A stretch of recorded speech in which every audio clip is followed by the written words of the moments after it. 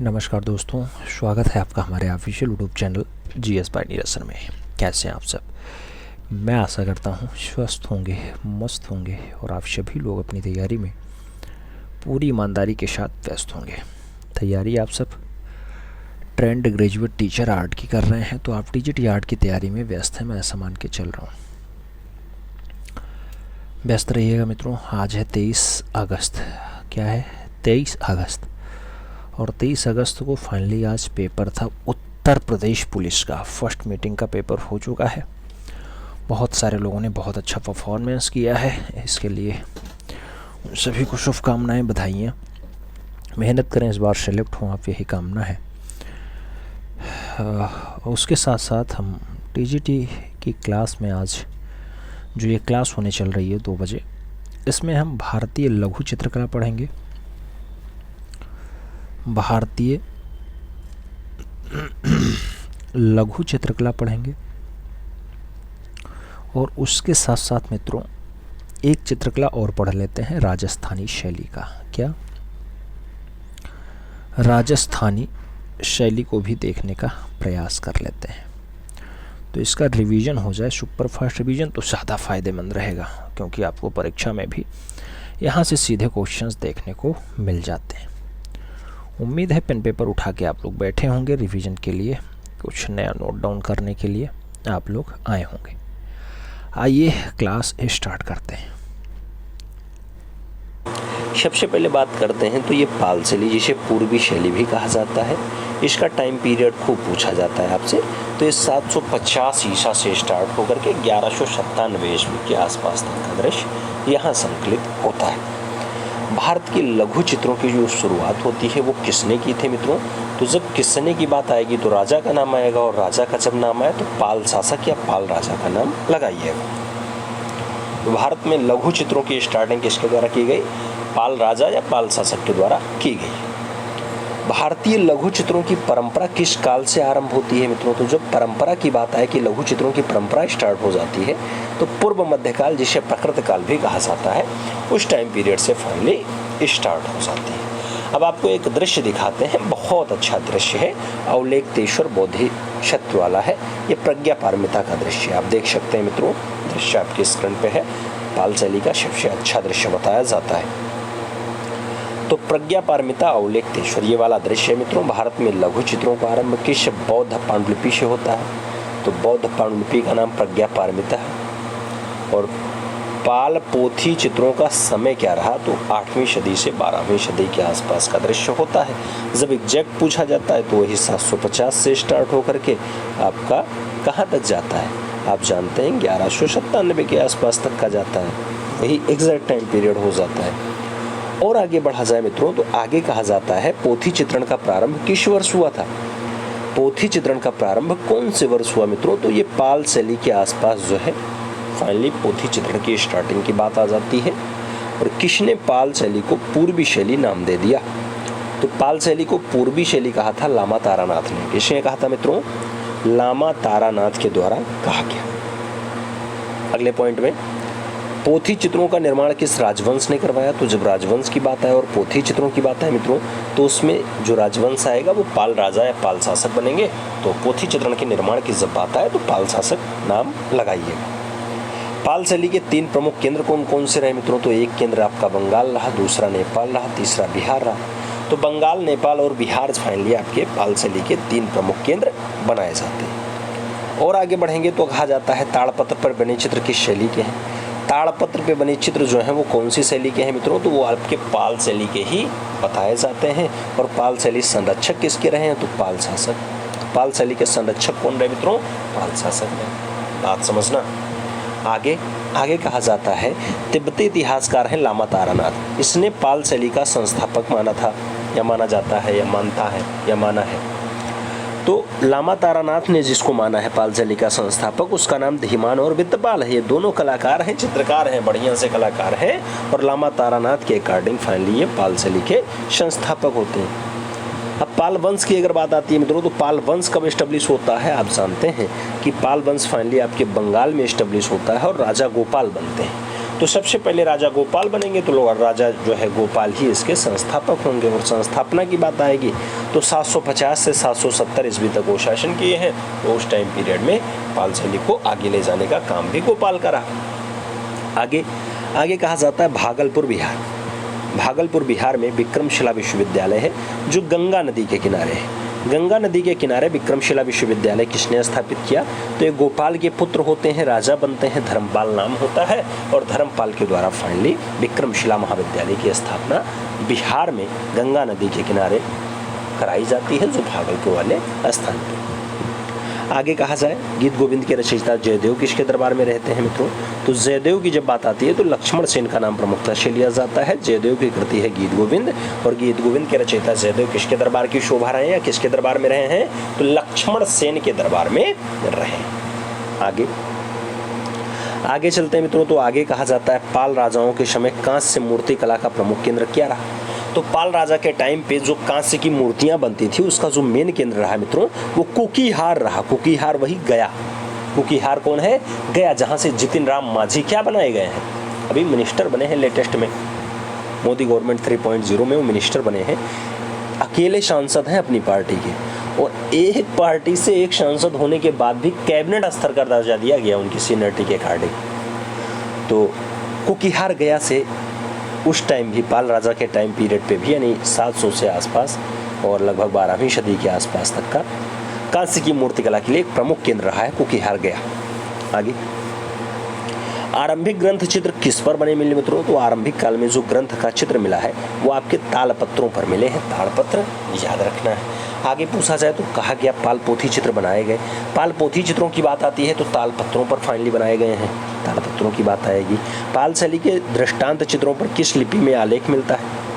तो पाल शैली के दृष्टांत चित्रों पर कौन सी लिपि का आलेख है मित्रों? आपको याद रखना होगा देवनागरी लिपि का फाइनली आलेख आपको देखने को मिल जाता है। बौद्ध ग्रंथ विनय पिटक किस भाषा में लिखी गई? मित्रों जब विनय पिटक की बात आती है तो आप जानते हैं कि ये बौद्ध धर्म से संबंधित ग्रंथ है और विनय पिटक जब देखा जाए तो जैसे बौद्ध की भाषा जो प्राकृतिक रही है उसी में फाइनली आपका विनय पिटक भी लिखा गया। तो जो लिखा गया भाषा है वो आपकी पाली भाषा में ही माना जाएगा। आगे पाल चित्रों में किस शैली को अपनाया गया? तो पाल चित्रों में कौन सी शैली अपनाई गई मित्रों? नाग शैली को अपनाया गया है। और आगे बढ़ते हैं तो आगे कहा जाता है मित्रों पाल चित्रकला किस प्रदेश की है? तो अभी हमने कहा था कि जब ये पूर्व मध्य पाषाण काल में प्रकृति की परंपराओं में खूब ज़्यादा लघु चित्रकला पनपती है तो ये भारत के पूर्वी वाले हिस्से में बंगाल में फाइनली पाल चित्रकला पनपती है। तो बंगाल में फाइनली पाल चित्रकला का विकास ज़्यादा। अजंता की परंपरा विद्यमान है मित्रों। तो ये पाल शैली में ही आपको अजंता की परंपरा भी देखने को मिल जाएगी। बुद्ध योग मुद्रा में कमल पर आसीन किस शैली का उत्कृष्ट उदाहरण है? बुद्ध योग मुद्रा में है, कमल पर आसीन है, ऐसा जो आपका दृश्य देखने को मिलेगा ये पाल शैली में देखने को मिल जाएगा। प्रमुख सचित्र पाल पोथियों की अगर हम बात करते हैं तो प्रमुख सचित्र पाल पोथियां प्रज्ञा पारमिता है, साधन माला है, पंचशिखा है, करणदेव गुहा है, गंधर्व व्यूह है। ये सब आपके पाल काल की पोथियां हैं मित्रों, सचित्र पोथियां हैं। तो याद रखना है इसमें आपको चित्र भी देखने को मिल जाते हैं। और आगे बढ़ा जाए तो आगे क्या कहा जाता है मित्रों?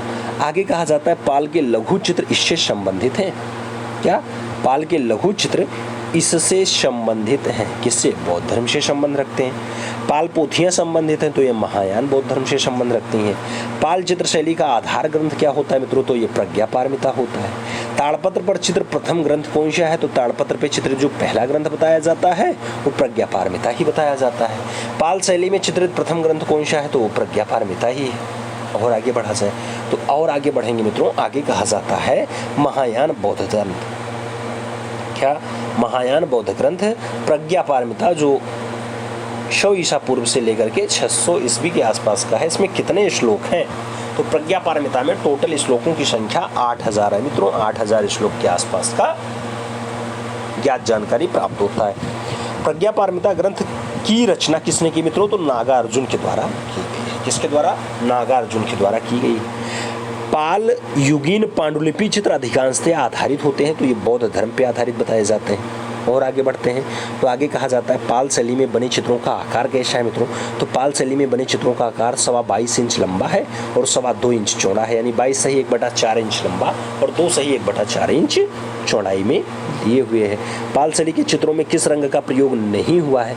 जब रंग पूछा जाए तो स्वर्ण यानी गोल्डन कलर का उपयोग पाल शैली के चित्रों में देखने को नहीं मिलता है।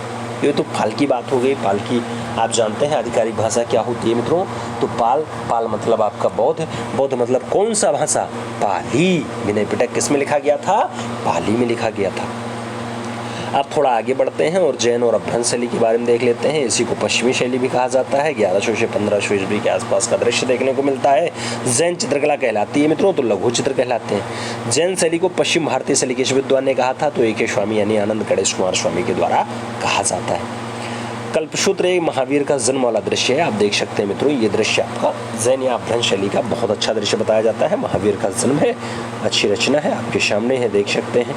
महावीर स्वामी की अगर बात करते हैं मित्रों, तो महावीर 24वें जैन तीर्थंकर है। इनका जन्म चित्रित किया गया है। तो एक कल्पसूत्र में इनके जन्म के बारे में अभी आपने जस्ट जानकारी देखी है। अपभ्रंश शैली में अंग प्रत्यंग बने हुए हैं। तो अपभ्रंश शैली में जो अंग प्रत्यंग देखने को मिलते हैं स्थिर और जकड़े हुए देखने को मिल जाते हैं। कैसे मिलते हैं, स्थिर और जकड़े हुए देखने को मिलते हैं। भारत के सचित्र पुस्तकें सर्वप्रथम किस माध्यम पे बनी हुई हैं। तो भारत की जो सचित्र पुस्तकें हैं वो सबसे पहले कौन से माध्यम में है, कागज पर फैली बनी हुई दिखाई देती हैं। और आगे बढ़ो, जैन लघु चित्रों का प्रमुख विषय है। तो जैन लघु चित्रों का जो मुख्य विषय है, प्रमुख विषय है मित्रों, वो तीर्थंकर और उनकी जीवनी है। तो तीर्थंकर और उनकी जीवनी को दर्शाने का काम यहाँ किया जाता है। जैन चित्रकला भारत के किस क्षेत्र की है मित्रों। तो जैन चित्रकला की जब बात आए तो भारत के पश्चिमी हिस्से में लगाना, जबकि पाल की अगर बात आती है तो पाल आपके बंगाल वाले बेल्ट में जाते हैं, यानी पूर्वी हिस्से में फाइनली वो चले जाते हैं। ठीक है, आगे बढ़ा जाता है। एक दृश्य दिखाते हैं आपको, बहुत अच्छा दृश्य है भगवान महावीर स्वामी का दृश्य। 599 से 527 ईसा पूर्व का इनका जन्मकाल होता है मित्रों महावीर स्वामी का। जैन धर्म के 24वें और अंतिम तीर्थंकर होते हैं महावीर स्वामी। जैन धर्म के वास्तविक संस्थापक के रूप में भी महावीर स्वामी का नाम ही आता है। महावीर स्वामी का जन्म कहाँ हुआ था, तो कुंडल ग्राम में हुआ था। महावीर का जन्म कब हुआ था, तो 599 ईसा पूर्व में हुआ था। महावीर को कैवल्य, कैवल्य मतलब ज्ञान कहाँ मिला मित्रों। तो ज्ञान की अगर बात आती है तो महावीर स्वामी को ज्ञान प्राप्त हुआ था जराम्भेक ग्राम के समीप ऋजुपालिका नदी के तट पे एक साल पेड़ के नीचे, साल वृक्ष के नीचे फाइनली इन्हें प्राप्त होता है। महावीर के पिता क्या कहलाते हैं, सिद्धार्थ नाम होता है। महावीर की माता का नाम क्या है, त्रिशला होता है। महावीर का विवाह किससे हुआ, यानी इनकी पत्नी का नाम क्या है, तो यशोदा इनकी पत्नी का नाम होता है। महावीर की पुत्री का नाम आपको बताना है, तो महावीर की पुत्री का नाम फनी अड़ोज्या यानी प्रदर्शनी होता है। और आगे बढ़ोगे तो महावीर के पहले अनुयायी कौन बनते हैं, तो इन्हीं अड़ोज्या के हस्बैंड है, नाम जमाली होता है। जमाली पहले अनुयायी बन जाते हैं। महावीर की मृत्यु हुई थी 527 ईसा पूर्व में हुई थी। 72 वर्ष टोटल इनकी आयु रही है। राजगृह के समीप पावापुरी वाला स्थान होता है, वहीं पर महावीर स्वामी ने अंतिम सांस ली थी।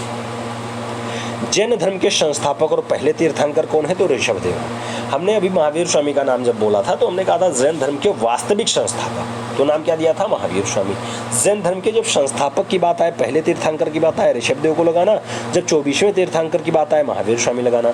जब आपसे पूछे महावीर स्वामी क्या है, तो महावीर स्वामी आप जानते हैं जैन धर्म के वास्तविक संस्थापक के रूप में जाने जाते हैं। जैन मुनि हैं, कुंडलगाद में जिनका जन्म हुआ, जिनके पिता सिद्धार्थ और माता त्रिशला होती हैं, पत्नी यशोदा होती है।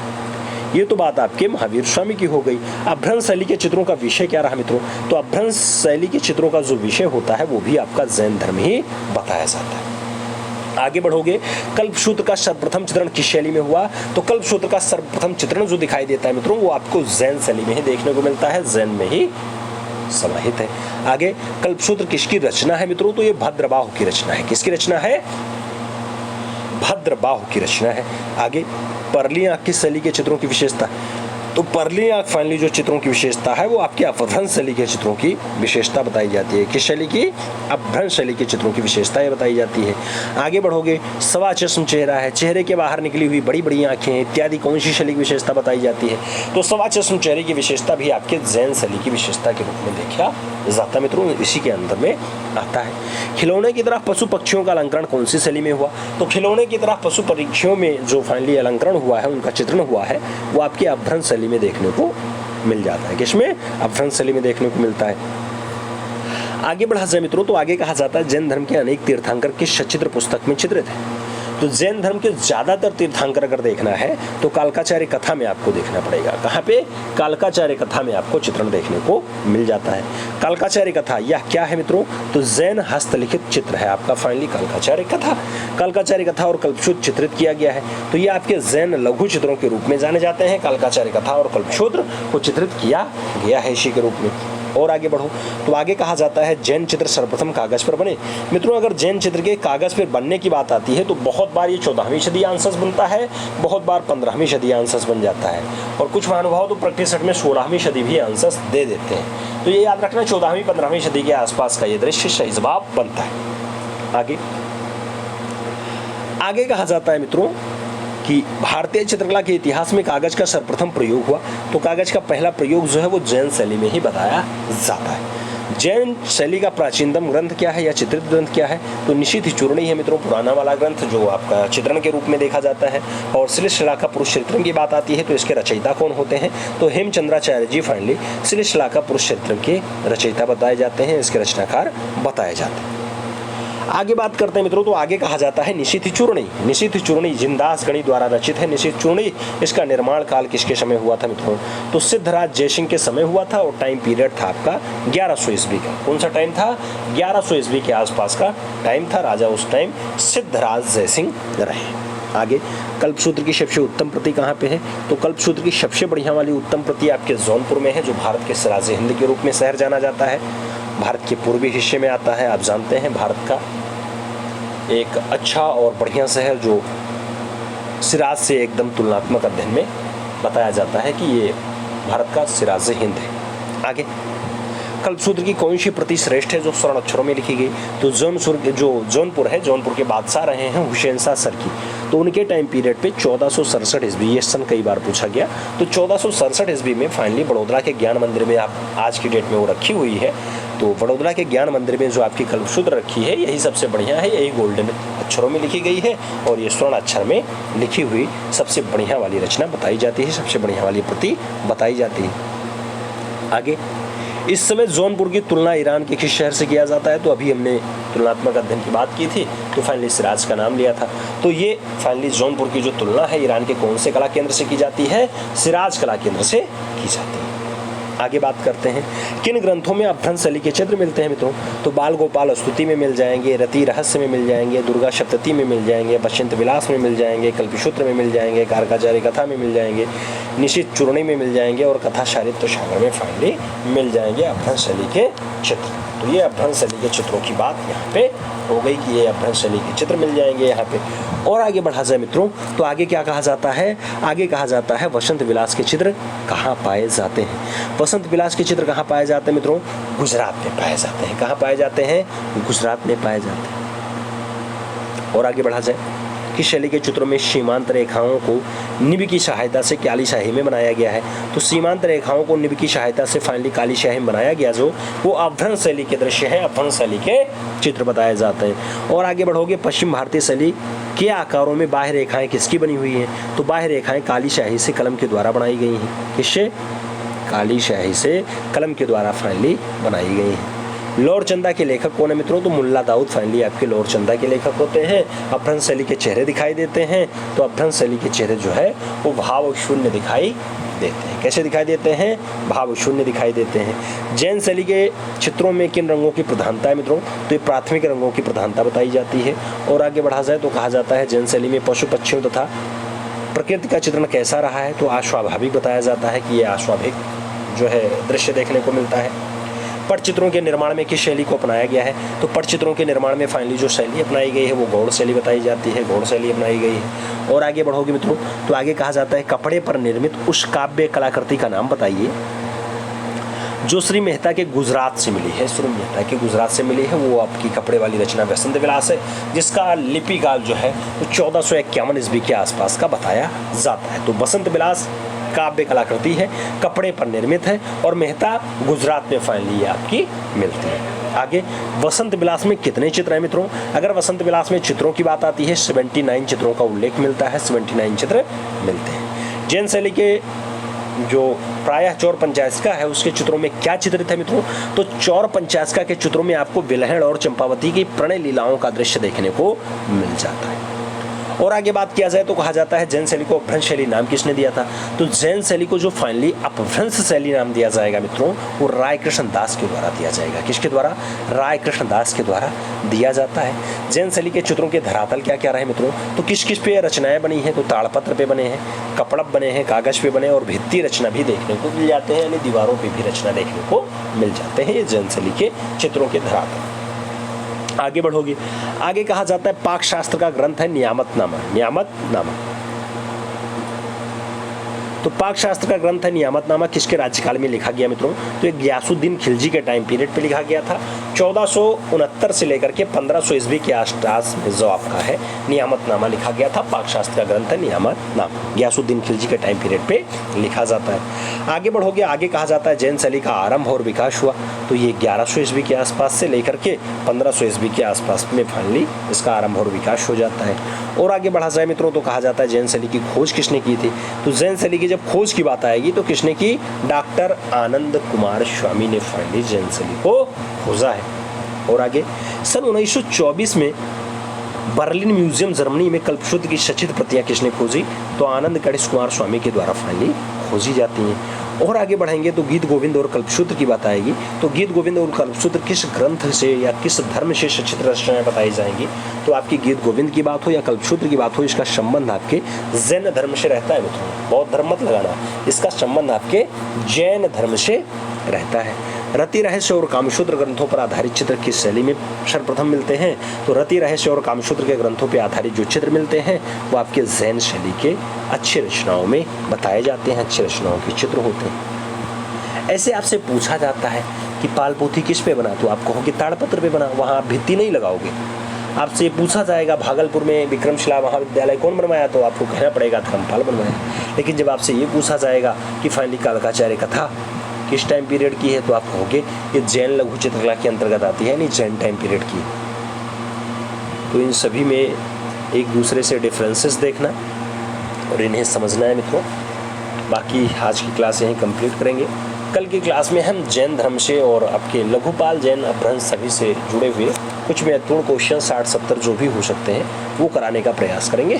तो हमें उम्मीद है वो क्लासेस भी आप लोग अच्छे से देखेंगे। और राजस्थानी कला किस कला की संतान है पूछा जाए तो ये बौद्ध कला की संतान बताई जाती है, याद रखना है।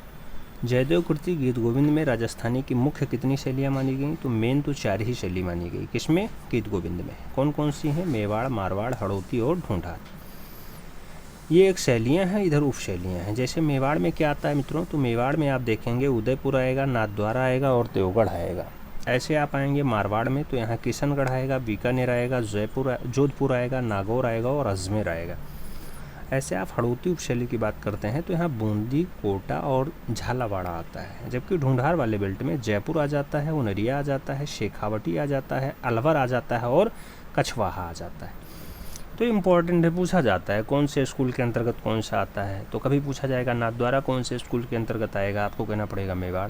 कभी आपसे पूछ लेता है शेखावटी किस में आता है, ढूंढार। कभी आपसे किशनगढ़ पूछा जाएगा तो मारवाड़ याद रखना। तो ऐसे याद रखना, इसका स्क्रीनशॉट ले सकते हो। और आगे चला जाए, पूछा जा रहा है राजस्थानी शैली किसका सुधरा हुआ रूप है मित्रों? तो ये जैन कला का जो है सुधरा हुआ रूप बताया जाता है। और किसकी संतान है? तो बौद्ध कला की।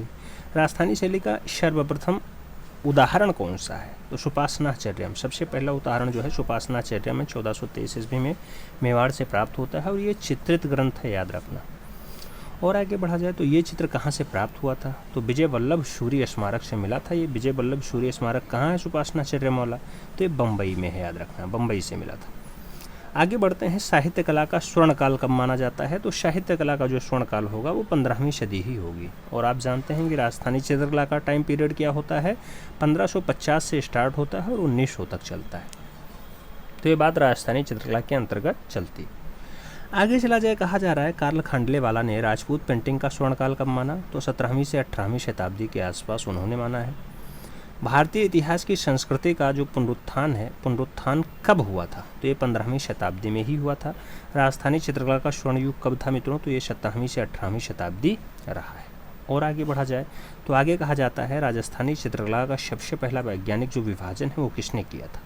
राजस्थानी चित्रकला का सबसे पहले वैज्ञानिक विभाजन जो होता है वो आनंद गणेश कुमार स्वामी होते हैं, वही करते हैं।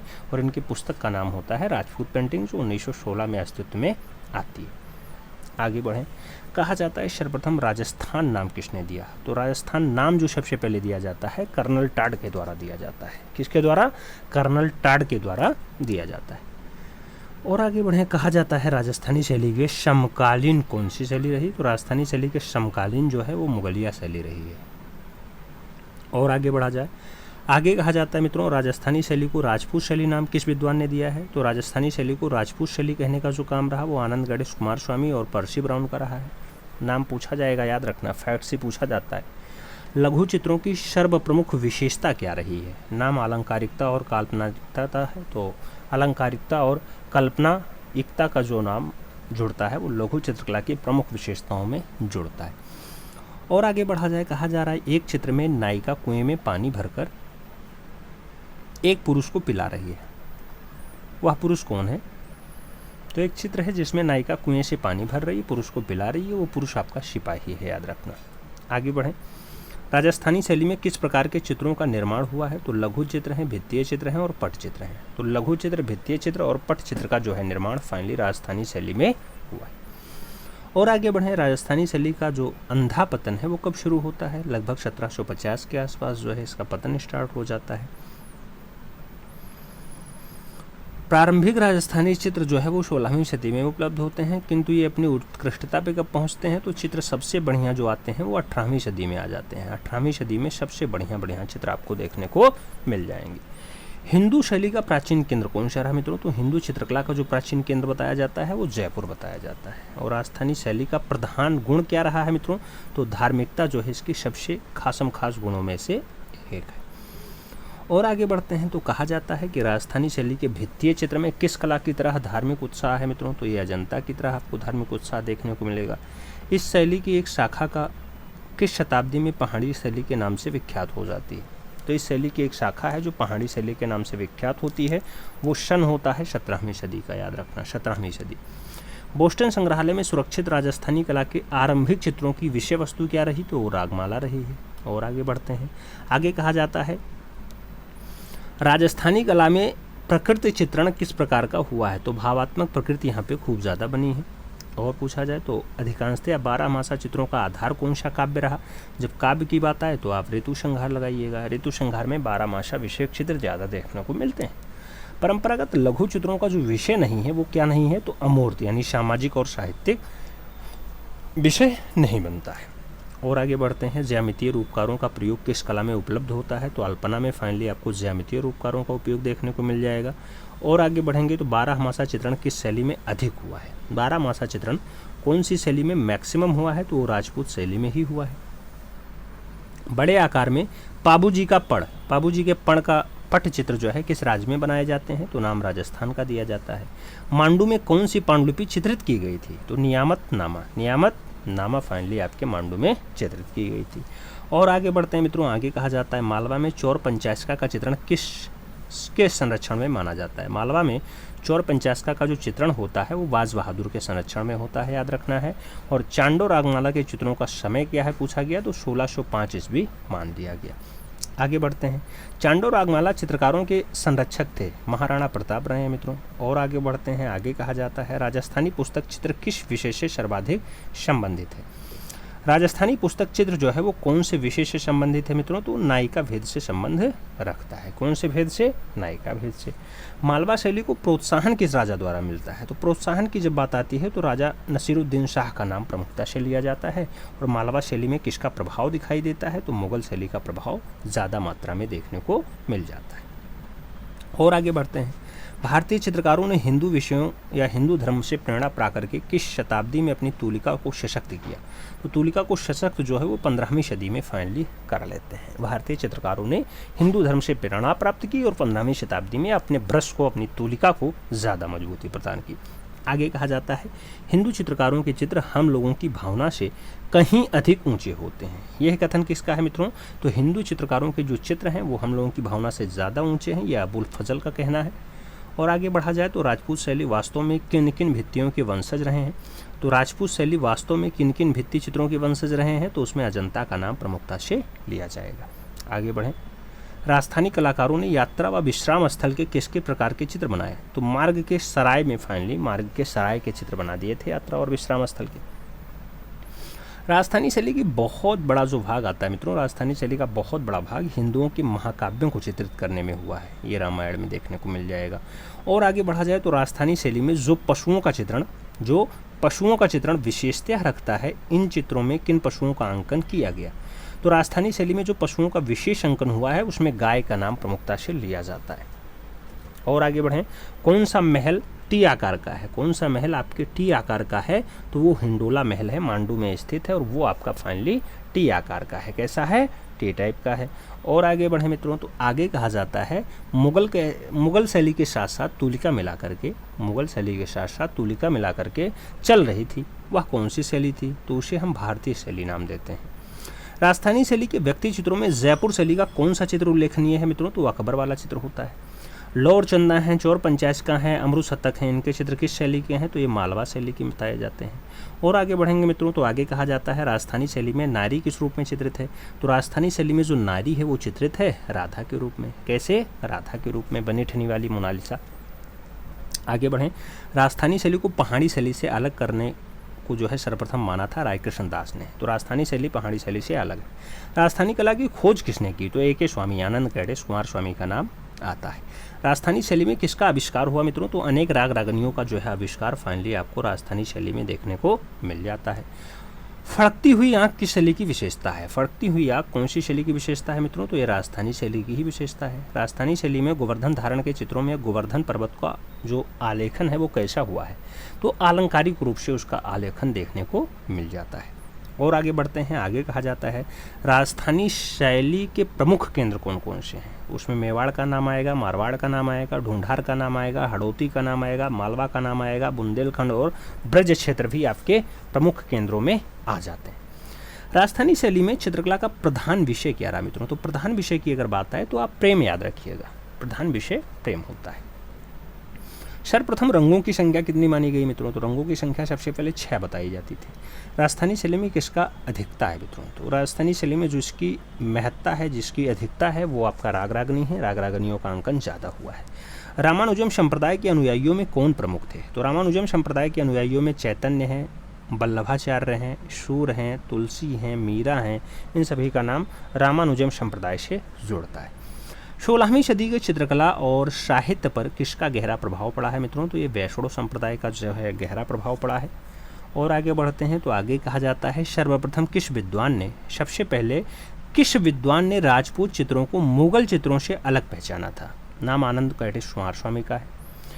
राजस्थान में चित्र अधिकतर किस कागज़ पर बने हैं, वसली। यह कागज़ बांस से बनाया जाता था मित्रों, कई कागज़ों को आपस में चिपका करके बनाया जाता था।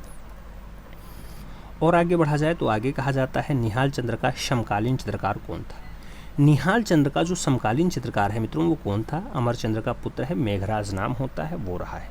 और आगे बढ़ो तो आगे कहा जाता है राजस्थानी शैली में रंग प्रयोग हुआ है, तो टेम्परा शैली में अपारदर्शी रंगों का यूज फाइनली राजस्थानी शैली में हुआ है। कदम्ब वृक्षों की झुरमुट किस कला की विशेषता है, तो कदम वृक्षों की जो झुरमुट है मित्रों वो राजस्थानी कला की विशेषता बताई जाती है। और आगे देखा जाए तो आगे कहा जाता है हाशिए के लिए हिंगोली रंग प्रसिद्ध था। हाशिए के लिए हिंगोली रंग प्रसिद्ध था, तो ये राजपूत शैली में प्रसिद्ध रहा है मित्रों। राजस्थानी चित्रकला के चित्र हैं तो ये लघु चित्र होते हैं। छिन्न चित्र किस कला से संबंधित हैं, तो ये राजस्थानी कला से ही संबंध रखते हैं। कागज के ऊपर कागज चिपका करके चित्रांकन कब शुरू होता है, तो ये मध्यकाल में शुरू हो जाता है। और आगे बढ़ा जाए तो कहा जा रहा है छिन्नक चित्र क्या है। लघु चित्र जो छोटे छोटे टुकड़ों को जोड़ करके आपस में चित्रकारी की जाती है उन्हें छिन्नक चित्र कहा जाता है मित्रों। तो छोटे चित्रों को आपस में चिपका करके रचना कर ली जाए वो लघु चित्र आपके छिन्नक चित्र कहलाते हैं।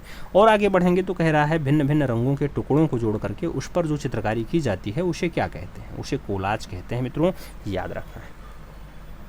और आगे बढ़ें आगे मेवाड़ शैली के बारे में थोड़ा सा देखते हैं। मेवाड़ आप जानते हैं उदयपुर, नाथद्वारा और देवगढ़ जिसका प्रधान केंद्र है।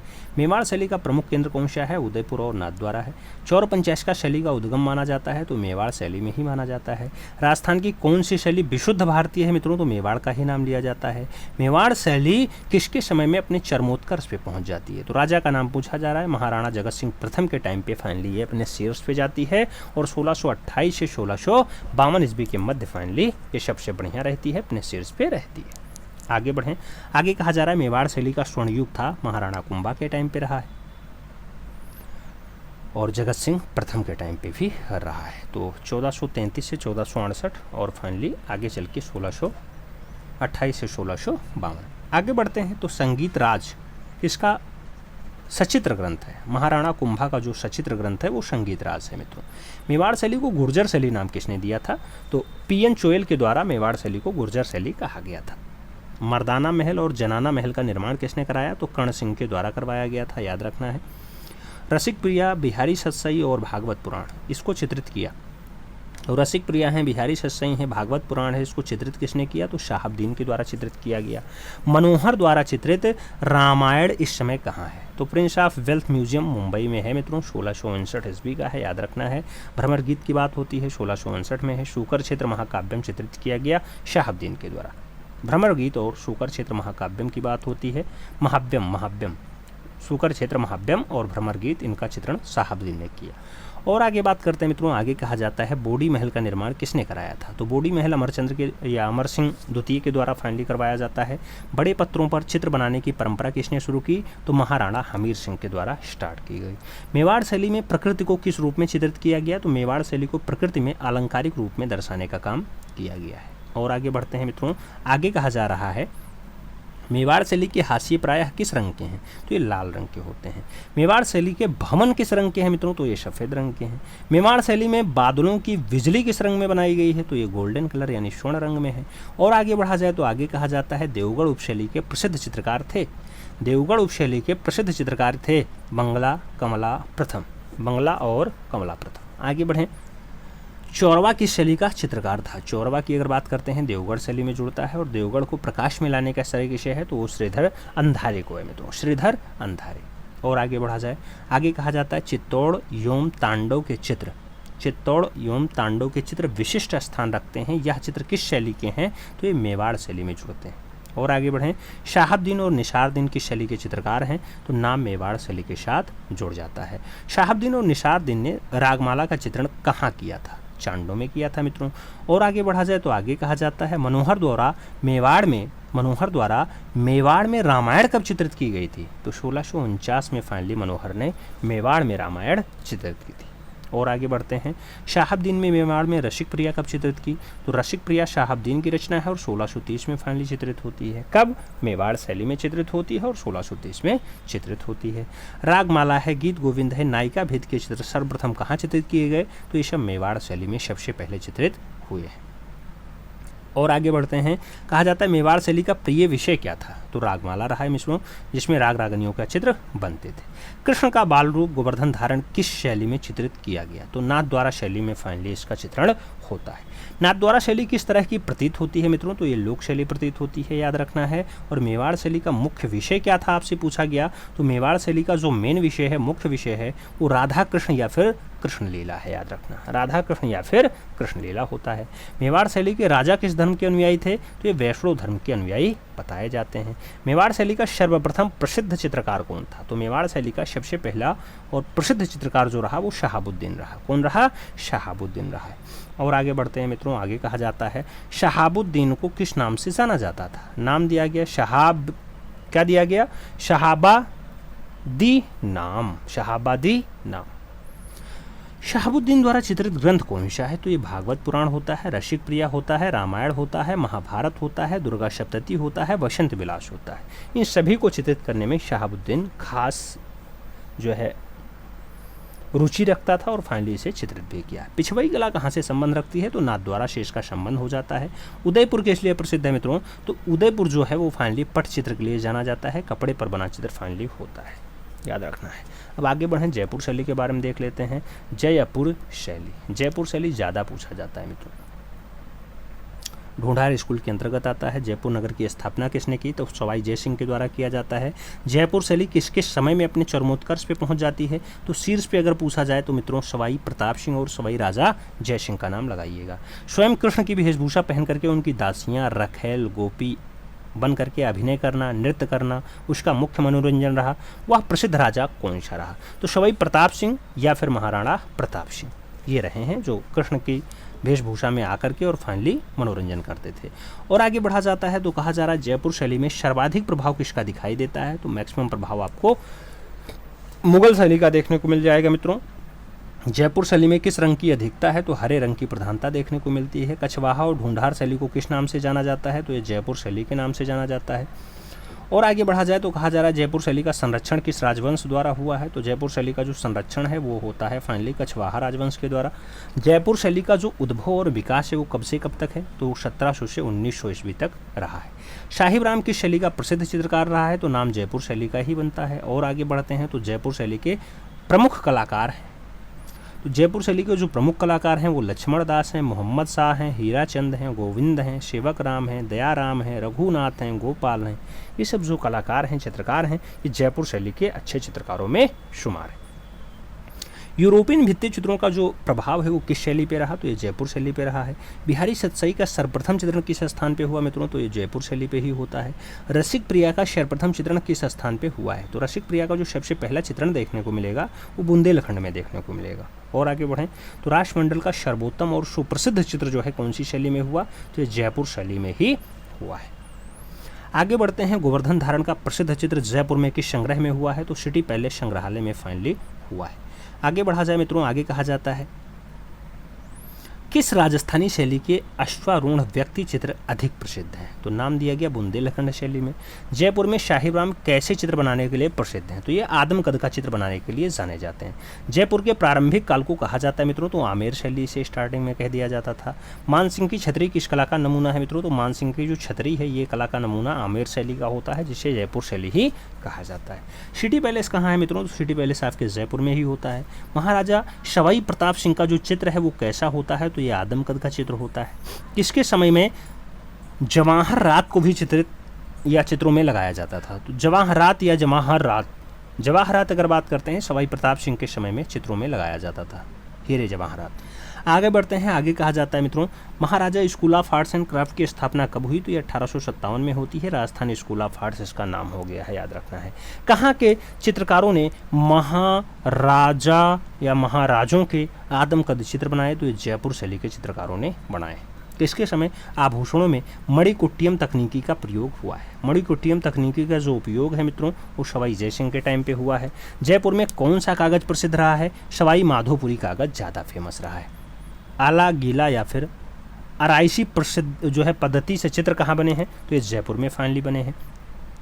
और आगे बढ़ते हैं, आगे कहा जाता है आला गीला का क्या अर्थ है। आला गीला का क्या अर्थ है, पूछा जाए आला गीला का क्या अर्थ है, तो फ्रेस्को बुनो अर्थात गीली भित्ति पर चित्र आला गीला चित्र हो जाता है।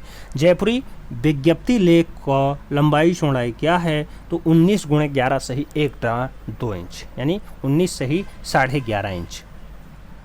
19 × 11.5 इंच फाइनली आपकी जयपुरी विज्ञप्ति का क्या है लंबाई चौड़ाई। आगे कहते हैं महाराजा स्कूल ऑफ आर्ट्स किसने बनवाया था, तो सवाई राजा राम सिंह का नाम लगाइएगा। और आगे बढ़ते हैं तो कहा जाता है जयपुर में सिसोदिया महल का निर्माण किसने करवाया, तो जयपुर में सिसोदिया महल बनवाने का जो काम रहेगा सवाई राजा जयसिंह का ही रहेगा। लाल चिंतारा किस शैली के प्रसिद्ध चित्रकार थे, नाम दिया गया लाल चिंतारा का, तो जयपुर शैली का नाम लगाइएगा, बढ़िया चित्रकार हैं। जयपुर चित्रों का सर्वाधिक संग्रह कहाँ है, तो जयपुर पोथी खाना में है मित्रों, याद रखना है। जयपुर चित्रों का मैक्सिमम संग्रह जयपुर पोथी खाना में है। आगे बढ़ते हैं, आगे कहा जाता है जयपुर शैली में कृष्ण और राधा को किस रूप में चित्रित किया गया है, तो नाम आत्मा और परमात्मा का आता है, आत्मा और परमात्मा रूप में दर्शाया गया। जयपुर के चित्रों को किस शैली का प्रभाव दिखाई देता है, तो ये मुगलिया शैली का प्रभाव आपको देखने को मिल जाता है। आगे बढ़ते हैं, आगे कहा जाता है जयपुर के प्रकृति चित्रों पर किस शैली का प्रभाव दिखाई देता है, तो अभ्रंश शैली का प्रभाव देखने को मिल जाता है। जयपुर शैली के चित्रों वस्त्रों पर किस शैली का प्रभाव दिखाई देता है? तो मुगलिया शैली का प्रभाव दिखाई दे जाता है। ब्लू पॉटरी कहाँ का प्रसिद्ध चित्र है? तो जयपुरी का है। आगे कहते हैं ब्लू पॉटरी क्या है मित्रों? तो चीनी मिट्टी के बर्तनों पर की जाने वाली चित्रकारी आपकी ब्लू पॉटरी होती है। और आगे बढ़ें तो ब्लू पॉटरी के चित्रकार कौन है पूछा गया। ब्लू पॉटरी के अगर चित्रकार पूछा जाए तो कृपाल सिंह शेखावत तक आइएगा, कृपाल सिंह शेखावत। ब्लू या पिंक सिटी कहा जाता है, तो पिंक सिटी यानी गुलाबी शहर किसे कहते हैं? आप जयपुर को ही कह देते हैं। पिंक और ब्लू पीरियड के लिए प्रसिद्ध चित्रकार कौन है? तो पिंक और ब्लू पीरियड के लिए पिकासो का नाम आता है। आप जानते हैं पाश्चात्य कलाकार हैं पाब्लो रूई पिकासो। हवा महल का निर्माण किसने कराया था? तो महाराणा प्रताप सिंह ने हवा महल बनवाया था। और आगे बढ़ें, आगे कहा जाता है जंतर मंतर को किसने बनवाया? जंतर मंतर को अगर बनवाने की बात आती है सवाई जयसिंह का नाम आता है। जयपुर में चित्रों का सर्वाधिक विकास किसके समय हुआ? तो महाराणा प्रताप सिंह और सवाई जयसिंह का टाइम पे ज़्यादा चित्रों का विकास जयपुर में हुआ है।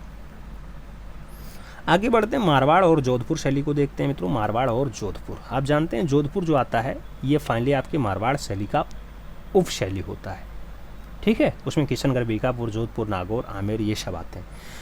तो मीराबाई का जन्म आपसे पूछा गया। मीराबाई का जन्म कहाँ हुआ? 16वीं शताब्दी में मारवाड़ में ही होता है। श्रृंगधर ने किस शैली को जन्म दिया? तो ये यक्ष शैली कहलाती है। दशहरा दरबार किस शैली का उत्कृष्ट चित्र है? तो ये जोधपुर शैली का बढ़िया चित्र है। ढोला मारू है, पाबू जी है, हड़बू जी है, ये सब चित्र किस शैली में बने? तो ये मारवाड़ यानी जोधपुर शैली में फाइनली चित्र बन जाते हैं। मारवाड़ का प्रिय विषय है आपसे पूछा गया। मारवाड़ का प्रिय विषय था। मारवाड़ का अगर प्रिय विषय पूछा जाता है प्रेमाख्यान लगाइएगा। मारवाड़ के किन वृक्षों का चित्रण सर्वाधिक हुआ है? तो आम्र के वृक्ष याद रखिएगा, आम का पेड़ ज़्यादा लगा है। ढोला मारू में किस पशु को चित्रित किया गया है? नाम ऊंट का आता है। कुंडलीकृत मेघ किस शैली की विशेषता होती है? तो ये जोधपुर यानी मारवाड़ शैली की हो जाती है। और आगे बढ़ते हैं, लोक कला का प्रभाव किस शैली पे अधिक पड़ा है? लोक कला का जो प्रभाव है किस शैली पे ज़्यादा पड़ा? तो मारवाड़ शैली पे ज़्यादा पड़ा, जिसे जोधपुर कहा जाता है। मारवाड़ शैली की प्रमुख शैली कौन सी है? तो वो किशनगढ़ होती है। जोधपुर शैली के सर्वाधिक चित्र किस काल में बने हैं? तो मानसिंह के टाइम पे बने हैं। जोधपुर शैली का प्रभाव है ईरानी से। किससे प्रभाव है? जोधपुर शैली प्रभावित है आपसे ईरानी से। और आगे बढ़ें, किशनगढ़ शैली को पढ़ लेते हैं। किशनगढ़ किस शैली की उपशैली है मित्रों? तो किशनगढ़ जो है उपशैली होती है मारवाड़ की। किशनगढ़ किसके समय में स्वर्णकाल पे पहुंचती है? बढ़िया वाला चित्र जब बनता है तो राजा सामन सिंह होते हैं। सामन सिंह का उपनाम क्या होता है? नागरीदास होता है।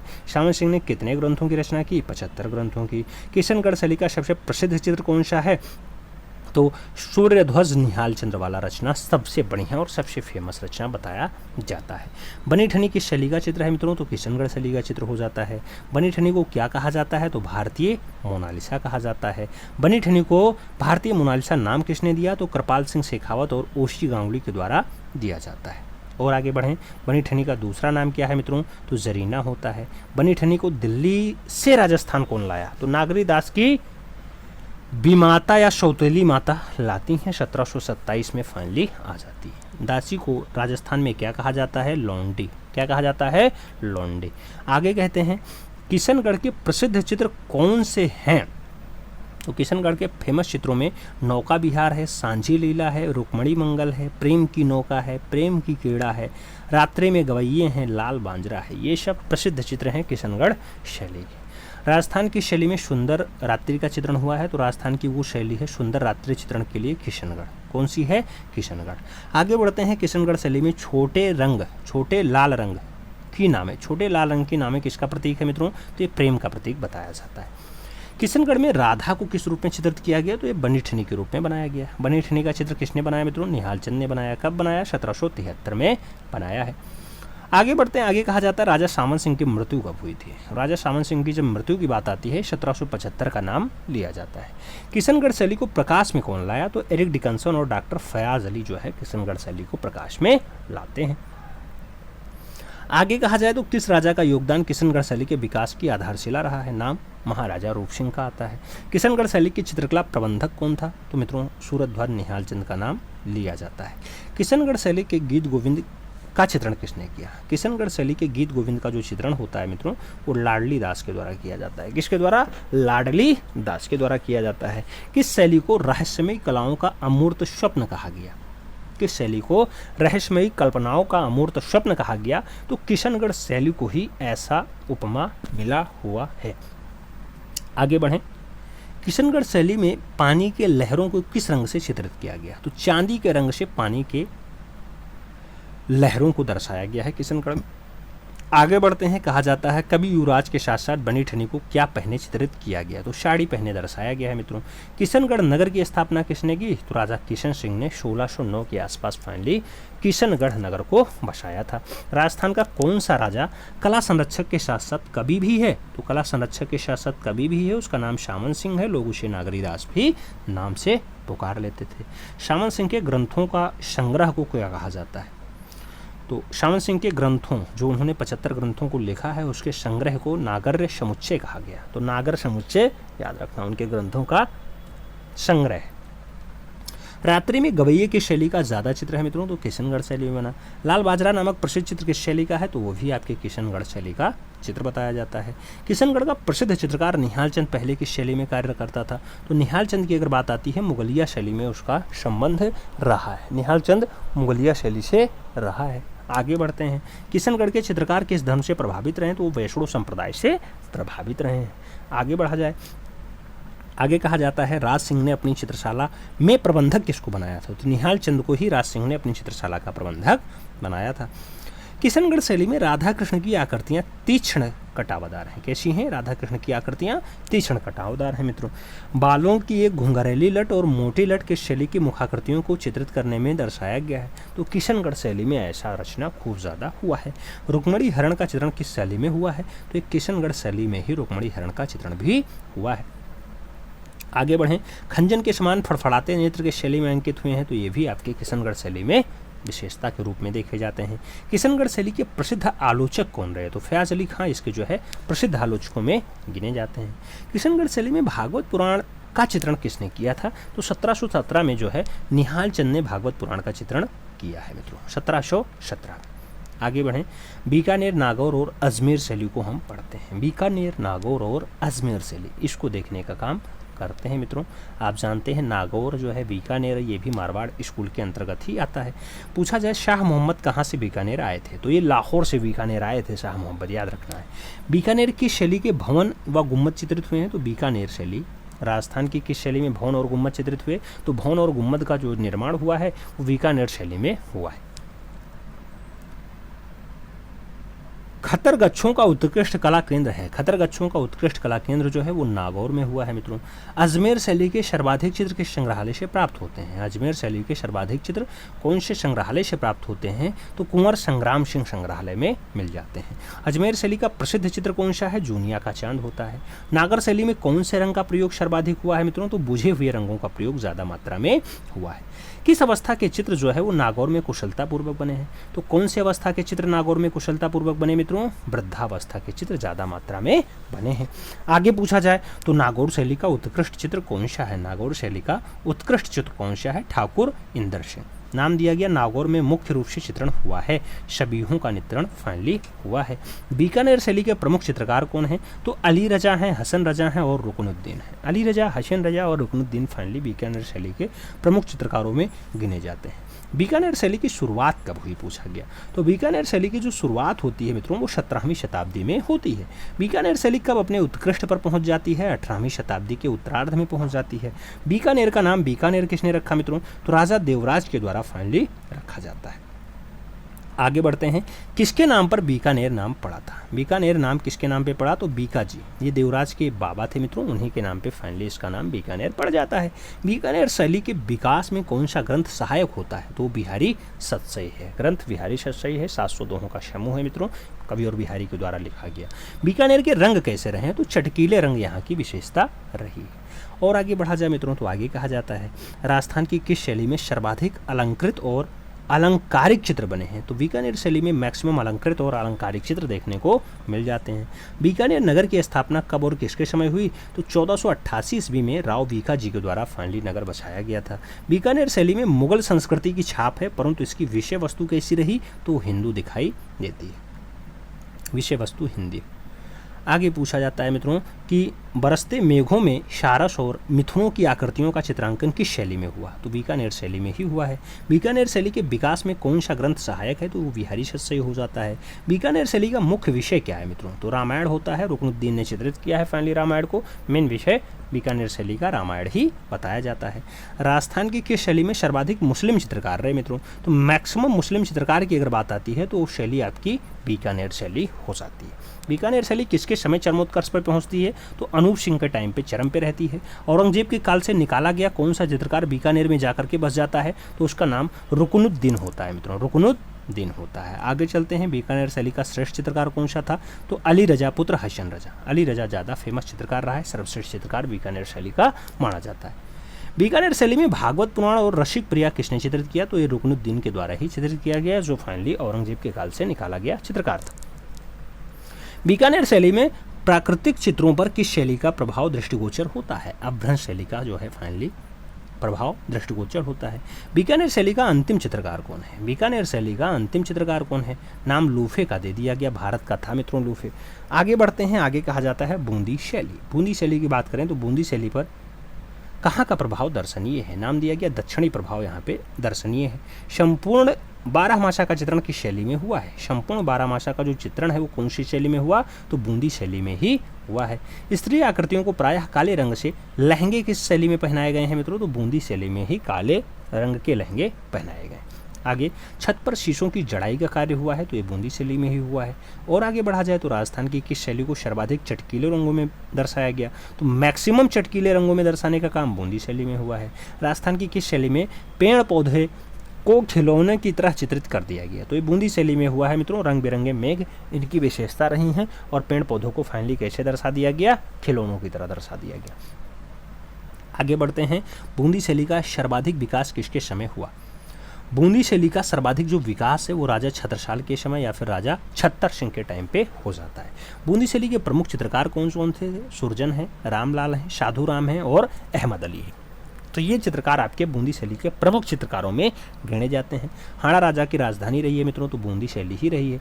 और आगे बढ़ते हैं तो आगे कहा जाता है 16वीं सदी के मध्य में राजा के समय में बूंदी शैली के चित्र उपलब्ध होते थे। तो 16वीं सदी के मध्य में जो है राजा के समय राजा राव सुरजन सिंह के टाइम पे आपको कौन से चित्र मिल जाते थे?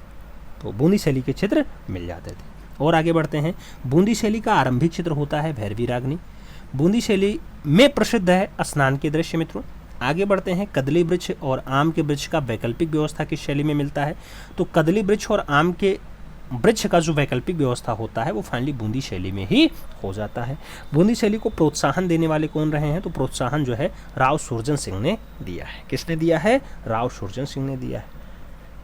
किस शैली में दौड़ते हुए हाथियों के चित्र विशेष प्रसिद्ध होते हैं? तो बूंदी शैली फाइनली होता है। और आगे बढ़ें, बूंदी शैली का मुख्य विषय क्या है? बूंदी शैली का जो मुख्य विषय है मित्रों वो नायिका भेद होता है। क्या है? नायिका भेद। और आगे बढ़ें, 12 मासा का सर्वाधिक प्रसिद्ध चित्र राजस्थान की किस शैली में है? तो बूंदी शैली में ही होता है। बूंदी शैली का चित्र राग दीपक इस समय कहाँ का है? भारत कला भवन वाराणसी में आपको देखने को मिल जाएगा राग दीपक का चित्र। और आगे बढ़ते हैं, कहा जाता है बूंदी शैली का चित्र जो है वो गोवर्धन धारण। गोवर्धन धारण इस समय कहाँ पे है? Prince of wealth museum Bombay में आपको देखने को मिल जाता है। बूंदी शैली का चित्र है राधा कृष्ण। राधा कृष्ण मिलन इस समय कहाँ पर है? देसाई संग्रहालय मुंबई में फाइनली आपको देखने को मिल जाएगा। डोंडिया नामक चित्रकार किस शैली का है? डोंडिया नामक चित्रकार किस शैली का है? तो ये बूंदी शैली का ही बताया जाएगा। और आगे बढ़ेंगे, दूज का चांद देखता प्रेमी युगल के चित्र किस नाम से हैं? तो दूज का चांद देखता प्रेमी युगल का चित्र जो है वो किसका है? मोहन का होता है। याद रखना, मोहन कलाकार है। कांटा निकालती हुई स्त्री का चित्र इस समय कहाँ पर है? तो Prince of wealth museum Mumbai में आपको देखने को मिल जाएगा। परिचारिकाओं सहित रानी का चित्र जो है इस समय कहाँ पे है? तो परिचारिकाओं के साथ रानी का जो चित्र है वो भी आपकी Prince of wealth museum Mumbai में देखने को मिल जाएगा। और आगे बढ़ा जाता है, आगे कहा जाता है बूंदी शैली का चित्र जो है ग्रीष्म में हाथी इस समय कहाँ है? Prince of wealth museum Mumbai में देखने को मिलता है। बूंदी शैली का चित्र है रागनी भैरवी इस समय कहाँ पे है? तो इलाहाबाद संग्रहालय में आपका रागनी भैरवी का चित्र आ जाता है। कोटा शैली की बात करते हैं तो कोटा शैली कला का स्वतंत्र अस्तित्व देने का जो श्रेय जाता है वो किसे जाता है? उम्मेद सिंह को जाता है। किसे जाता है? उम्मेद सिंह को। कोटा शैली के प्रमुख चित्रकार कौन हैं? तो लक्ष्मी नारायण हैं, रघुनाथ हैं और गोविंद राय हैं। तो लक्ष्मी नारायण, रघुनाथ और गोविंद राय फाइनली कोटा शैली के प्रमुख चित्रकारों में हैं। राजस्थान की किस शैली में सर्वाधिक आखेट के दृश्य बने हैं मित्रों? तो कोटा शैली में फाइनली ज़्यादा आखेट के दृश्य बने हुए हैं। और आगे बढ़ें, कहा जाता है राजा राव सिंह को जिस जानवर का शिकार करते हुए चित्रित किया गया वो कौन है? तो काले मृग का फाइनली उन्हें शिकार करते दर्शाया गया है। कोटा शैली के सर्वाधिक चित्र कहाँ हैं? तो झालावाड़ा की हवेली में है, देवता जी की हवेली में है और राजमहल में फाइनली आपको देखने को मिल जाते हैं। युद्ध के दृश्य राजस्थान की किस शैली में सर्वाधिक चित्रित है मित्रों? तो युद्ध का दृश्य जो है वो कोटा शैली में ज़्यादा देखने को मिलता है। और आगे बढ़ें, आगे कहा जाता है कोटा शैली का प्रतीक है मित्रों। कोटा शैली का अगर प्रतीक देखा जाए तो शिकार का चित्र होता है। क्या है? शिकार का चित्र है। मतीराम किस रूप में प्रसिद्ध थे? तो कवि के रूप में फाइनली मतीराम को देखा जाता है। राव उम्मेद सिंह को किस जानवर का शिकार करते चित्रित किया गया? तो जंगली सुअर का जो है शिकार करते उन्हें दर्शाया गया है। राजस्थान की किस शैली में सर्वाधिक कजरी शाही का प्रयोग हुआ है? राजस्थान की कौन सी शैली में मैक्सिमम कजरी शाही दर्शाया गया? तो कोटा शैली में फाइनली दर्शाया गया है। कोटा शैली किसके समय में स्वर्णकाल पर पहुंची थी? कोटा शैली किसके समय स्वर्णकाल पर पहुंची थी मित्रों? तो राजा उम्मेद सिंह का टाइम पीरियड था। उम्मेद सिंह के टाइम पे फाइनली वो अपने गोल्डन एरा पर रही। अलवर शैली की बात करते हैं।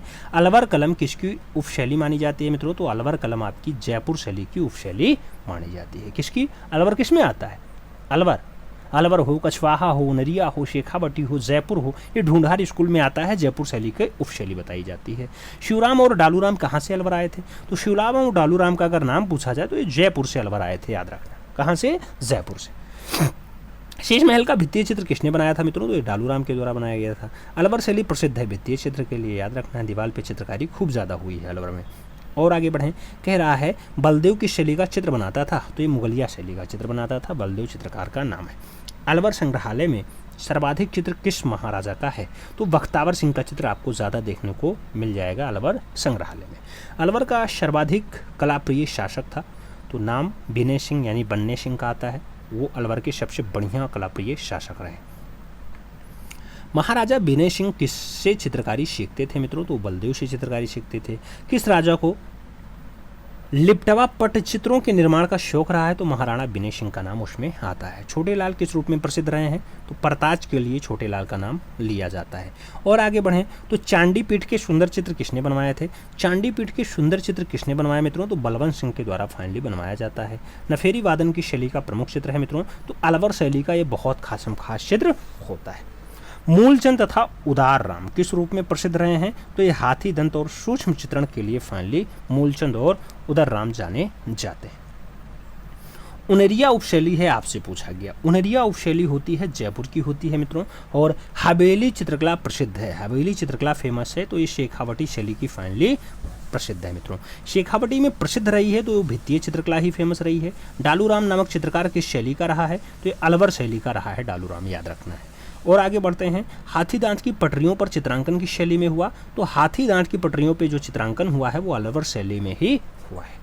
डालूराम क्या बनाने में निपुण रहा है मित्रों? तो डालूराम भित्तीय चित्र बनाने में ज़्यादा फेमस रहा है। अलवर शैली में हाथी दांत की पटरियों पर चित्र बनाने के लिए कौन सा प्रसिद्ध रहा है? तो अलवर शैली में हाथी दांत की पटरियों पर चित्र बनाने के लिए मूलचंद का नाम आप प्रमुखता से लगा सकते हैं। मूलचंद फेमस रहा है। कौन सा चित्रकार जयपुर से अलवर आया था मित्रों? तो जयपुर से अलवर आने वाले कलाकार का नाम डालूराम ही होता है। कौन सा कलाकार अलवर से बनारस और बनारस से पटना गया? अलवर से पहले बनारस आया, फिर बनारस से वो आगे जाके पटना बिहार चला गया, तो ये डालूराम ही किए हैं, डालूराम। और आगे बढ़े, आगे कहा जाता है कुछ महत्वपूर्ण तत्व में, जैसे मेवाड़ शैली में भागवत पुराण किसने चित्रित किया? तो मेवाड़ शैली में जो भागवत पुराण की रचना है वो 1648 में शहाबुद्दीन के द्वारा की गई। और बीकानेर शैली में आप भागवत पुराण देखोगे तो वो कौन चित्रित करता है? वहाँ रुकनुद्दीन कर देते हैं। कांगड़ा शैली में भागवत पुराण किसने चित्रित किया मित्रों? तो परखू के द्वारा किया गया। और आगे बढ़ोगे, बशोहली शैली में भागवत पुराण किसने चित्रित किया? तो बशोहली जैसे लोक कला पे आधारित शैली है, मानकू आ जाते हैं। किशनगढ़ शैली में गीत गोविंद किसने चित्रित किया? लाडली दास ने किया। बशोहली शैली में गीत गोविंद किसने चित्रित किया? मानकू के द्वारा किया जाता है। मंडी शैली में रामायण किसने चित्रित किया मित्रों? तो आपका नाम आता है कपूरगिरी का। जबकि मेवाड़ शैली में रामायण किसने चित्रित किया है? तो मेवाड़ शैली में रामायण की बात आए तो मनोहर का नाम याद रखिएगा। और मुगल राजधानी यानी मेवाड़ कला के मिश्रित प्रभाव से चित्र जो रसिक प्रिया है उसका चित्रांकन किसने किया? तो शहाबुद्दीन ने 1630 के आसपास कर दिया था। कांगड़ा शैली में रसिक प्रिया किसने चित्रित किया? तो कांगड़ा शैली में रसिक प्रिया चित्रित करने वाले कलाकार का नाम पुरखू होता है, पुरखू। और बीकानेर शैली में रसिक प्रिया किसने चित्रित की? तो रुकनुद्दीन के द्वारा फाइनली चित्रित